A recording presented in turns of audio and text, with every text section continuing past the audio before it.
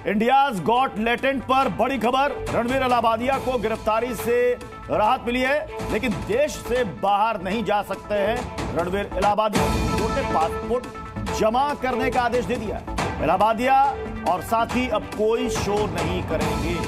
साफ साफ देश की सर्वोच्च अदालत ने कह दिया है। इंडियाज गॉट लेटेंट को लेकर जो विवाद है, उस विवाद पर यह बड़ी खबर है। हमारे साथ अरविंद इस वक्त जुड़ चुके हैं। अरविंद, क्या कहा है कोर्ट ने, क्या क्या पाबंदियां इन पर लगाई हैं? देखिए, रणवीर इलाहाबादिया को राहत जरूर मिली है। महाराष्ट्र, असम और राजस्थान में जो दर्ज एफआईआर है उसमें उनकी गिरफ्तारी पर रोक रहेगी, लेकिन कोर्ट ने कहा है कि यह गिरफ्तारी से राहत सिर्फ इस शर्त पर कायम रहेगी कि अगर वो जांच में सहयोग देंगे। जब जब पुलिस को पूछताछ के लिए जरूरत होगी वो पूछताछ में शामिल होंगे। थाने के अंदर उनके वकील मौजूद नहीं रहेंगे। पासपोर्ट वो सरेंडर करेंगे, बिना कोर्ट की इजाजत के देश छोड़कर नहीं जाएंगे। और सबसे महत्वपूर्ण बात यह कि रणवीर और उसके सहयोगी अभी जब तक ये मामला कोर्ट में पेंडिंग है तब तक कोई दूसरा शो नहीं करेंगे। सुप्रीम कोर्ट ने साफ किया है।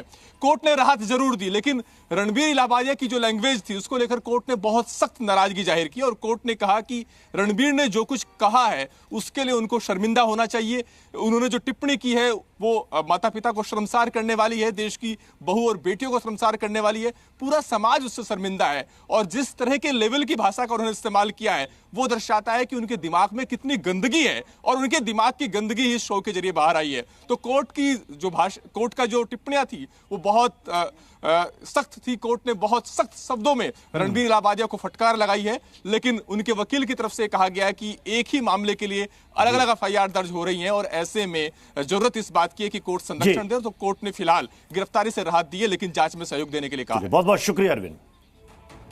आगे बढ़ते हैं। बड़ी